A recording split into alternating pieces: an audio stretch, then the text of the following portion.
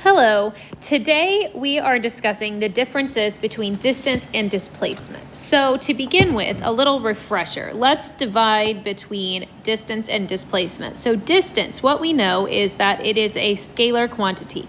Scalar quantities can be described using magnitude only, and the symbol given for distance is typically a lowercase d. Displacement, on the other hand, is considered to be a vector quantity, and in order for a vector to be accurately described, we must give both the magnitude and the direction. So a lot of times vectors are actually drawn as arrows, where the tail of the arrow is the origin or the starting point, and the head of the arrow points in the direction that the vector is going. The symbol for displacement is delta x, and we use this little arrow above it to symbolize that it is a vector.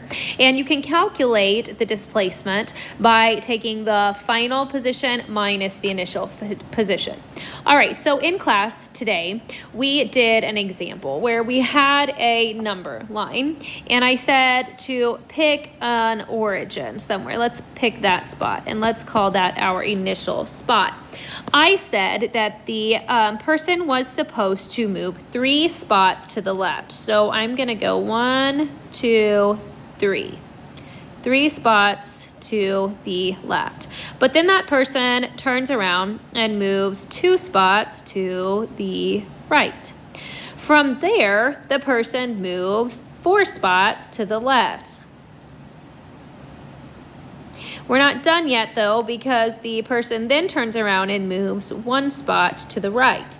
And you are asked, what is the distance traveled and the displacement? Okay, so distance is pretty straightforward because it doesn't really matter how far or what direction you traveled, it just matters how far. So we went 3 spots plus 2 spots plus 4 spots plus 1 spot, and that gives us a total of 10 spots. Say spots is our unit. I mean, we really went out to the parking lot and walked from one parking spot to another parking spot. Displacement is a little tricky though, because our final position was right here. Our initial position was right here.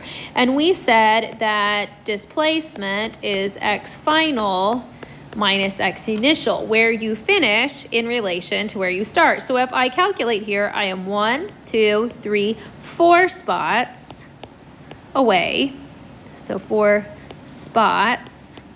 But I need a direction. So if I think about it, when I finished, I was to the left. So the displacement can be described as having moved 4 spots to the left. But how do we do this and not have to draw diagrams all the time? We can use sign convention. And since this is in one dimension, it's all one straight line here, we can just assign positives and negatives. So for this case, I'm going to say that a positive move is to the right and a negative move is to the left. Why did I pick this? Well, if you think about your typical Cartesian coordinates, we consider the positive direction to be the right and the negative to be the left. So if with that in mind, instead of saying 3 spots to the left, I could say that's -3 because it's in the leftward direction. 2 spots to the right would be a +2. 4 spots to the left would be a -4, and 1 spot to the right would be a +1.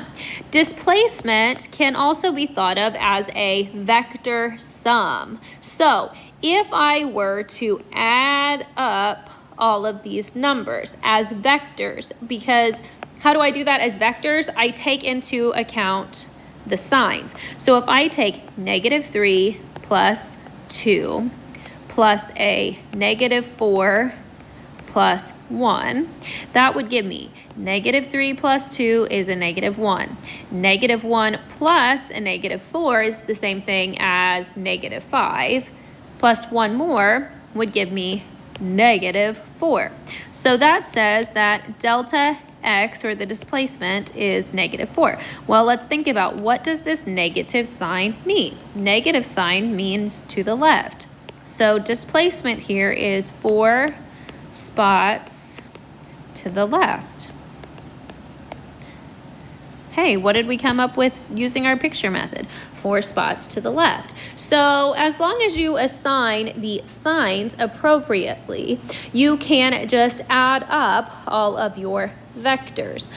If you're not in a straight left to right direction, you can also use the convention that north or up is positive and south or down is negative. All right, so in class then I posted some sample problems. Remember, frame of reference means your origin or your starting point. So it's really important that you understand what the resting point or 0 point is considered to be. So if I look at the sample problems from today, the first section is going to just be about frames of reference, all right? It's thought problems. So number 1, a person places their textbook on the seat next to them in their car. Then it drives 5 miles to the north. To the person in the car, what is the displacement of the textbook? To the person watching the car drive away, what's the displacement of the textbook? So to the person in the car, since they're sitting right next to the textbook and the textbook is moving with them, doesn't really look like the textbook has changed. So they have a displacement of 0. However, to a person that would be standing on the sidewalk watching the car drive away, the displacement of the textbook would be 5 miles north. And you must include the north side of things because you have to have a direction associated with it. All right, so next we have Next, we need to scroll down. If I can figure out how to scroll down here, let me see. Next, we need to take a look at problem 8. So problem 8 on the back side is dealing with distance versus displacement. Number 8 says, a person runs 40 feet east, then 60 feet south, then 20 feet west. What is the displacement of the person and what is the distance the person ran? So let's go back to our notes here. All right, so I wrote this out. Let's draw a diagram because a picture is worth 1,000 words. All right, so maybe we'll pick green. So we're gonna say, whoops, not what I meant to do. We are gonna pick an origin. Let's say right here is the starting point. X is 0. We move 40 feet to the east. Then the second part, the person moves 60 feet to the south. From there, the person moves 20 feet to the west. And that's where we stop. So that's a pretty important point, which we will call X sub F. We are supposed to find the distance traveled and the displacement. Distance is pretty straightforward. So if I want to find the distance that the person traveled, I just add these all up. So 40 feet plus 60 feet plus 20 feet tells me that that person has traveled 120 feet total. I don't need to give any direction at all. Displacement, though, is a little bit trickier. What color do we want? Maybe we'll pick orange. So displacement would be the difference between where we finish and where we start. And technically, this vector should start down here at the final and have its head at the initial. All right, so what in the world do we do? Well, we know that our directions are all right angles to one another. So we can try to find a right triangle to use in our solution. So what about if I were to draw in this right triangle? Now it's not super to scale here, but if I were going to call that a right triangle, right here, this side is the unknown. That looks an awful lot like a hypotenuse to me. And we know that this side of the triangle has to measure 60 feet because that's the only distance that we've traveled in the up and down north-south direction. Now this part right here, we originally went 40 feet east, which we'll call positive. But then we went back 20 feet west. So we give that a negative 20.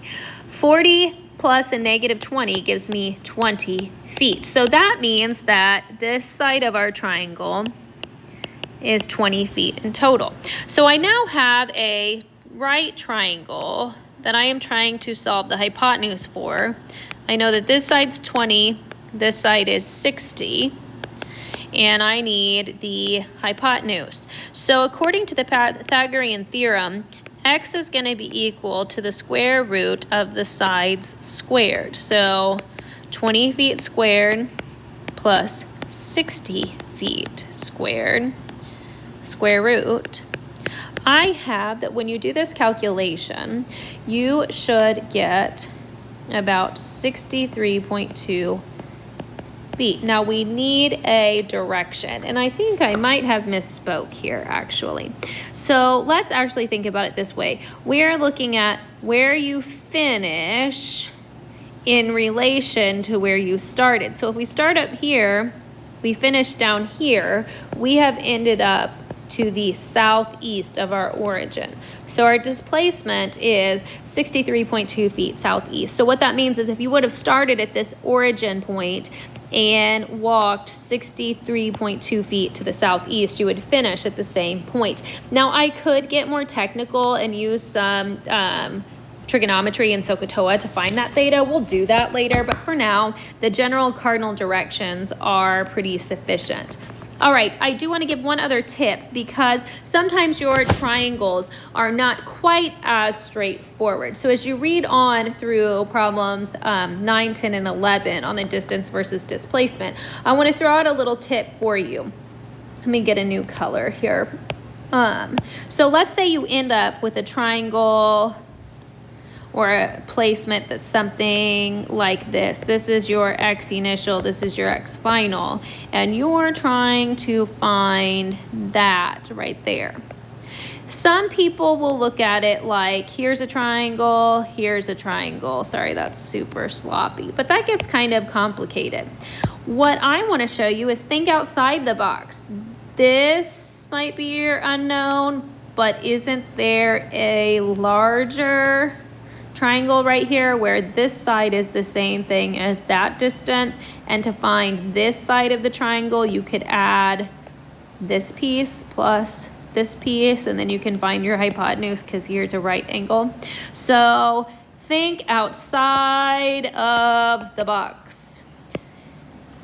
And always look for the larger triangle because we can assume that all of these distance and displacement problems can be solved using simple trigonometry, a diagram, and right triangles. All right, please make sure that all of your displacements have a direction associated with them and that your distances have a magnitude and they're a total distance. Complete the worksheet that was assigned to Google Classroom that goes along with this lecture, and